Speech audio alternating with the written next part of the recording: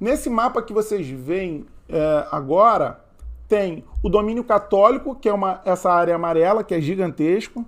Tem o domínio luterano, que é onde a reforma protestante vai ter a sua força.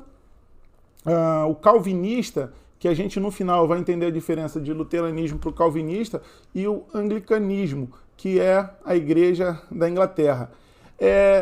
Eu queria chamar a atenção o seguinte, que para Porto... Não. Essa região que... Me ajuda aqui, Sancler, que cor é essa aqui? Essa aqui é creme? Laranja. Essa região em laranja é a região justamente onde a liberdade religiosa vai ser amplamente defendida. Enquanto você vê essa área de Sevilha, Toledo, é a região da Espanha, Portugal, mais católica, Roma.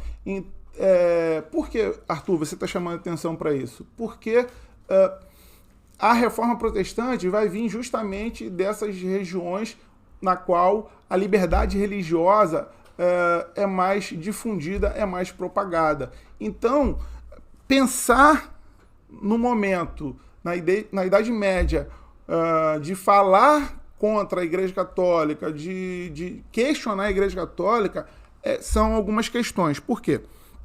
Porque a Igreja Católica era a sucerana de todos os suceranos.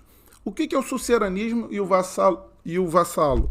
O sucerano e o vassalo era a relação entre dois nobres que, quando um nobre queria fazer algum tipo de relação com outro nobre, ele dava uma terra para essa pessoa que ele tinha algum tipo de interesse, algum tipo de relacionamento que ele queria ter com esse outro nobre.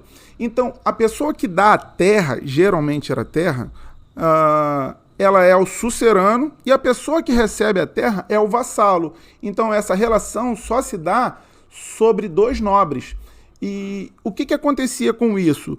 O nobre que recebia essa terra, ele tem uma dívida com esse sucerano. E a Igreja Católica era sucerana de todos os suceranos.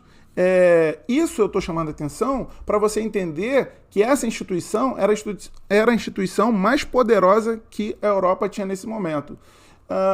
Então, como, Arthur, as pessoas vão começar a questionar, como que as pessoas vão começar a ver o que está acontecendo? É fundamental a gente entender que essa mudança, ela não se dá por um acaso e de uma forma desordenada, ok? A gente falou que a mercadoria circula de um jeito que nunca circulou. A gente falou que a sociedade está mudando porque surge... Burgo é uma região que fica no sul da Espanha. E no sul da Espanha, nessa região do Burgo, é uma região que não dava para plantar muita coisa. Então, a única... a gente está falando, ou eu comecei falando, que a Europa, na época medieval, era agrária. Então, no momento que a Europa era agrária, o Burgo era uma região que você não conseguia plantar. Então, se você não consegue plantar, você tem que se virar. Se virar como? Com comércio. Então, o burguês era a pessoa que morava no Burgo e a única atividade dele era o comércio. E hoje, se a gente for pensar no burguês, como ela se transforma com o passar do tempo? Hoje o burguês é o cara rico, poderoso, que naquela época, se a gente mal comparar, seria um camelô, seria um camarada que trabalha de uma forma informal, ok? Por quê? Porque a sociedade não estava pautada no comércio. A sociedade era agrária e as pessoas que tinham poder eram os nobres e elas tinham as terras.